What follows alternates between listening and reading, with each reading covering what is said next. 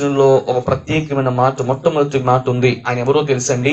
యాజకుడు. దేవునికి స్తోత్రం. ఎవరంటండి? యాజకుడు.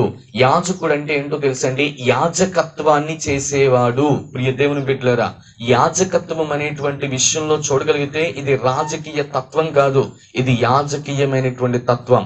ఇది ప్రియ దేవుని బిడ్డలారా, పరలోకము నుండి ప్రభువు తన అద్వితీయమైనటువంటి కుమారునికి ఇచ్చినటువంటి తత్వం. ప్రియ దేవుని బిడ్డలారా, దేవుని నామానికి మహిమ కలుగును గాక.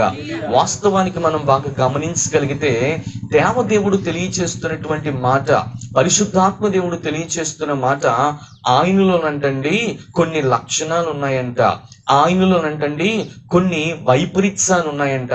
ఆయన చూస్తేనంటండి ఇలా ఉండాలి ఒక యాజకుడు అంటే, ఇలా ఉండాలి ఒక పాస్టర్ గారు అంటే, ఇలా ఉండాలి ఒక దైవ సంభూతుడు అంటే అనే విషయాన్ని పొందుపరిచే విధంగా దేవుడు తన కుమారుణ్ణి మనకి పరిచయం చేస్తున్నారు.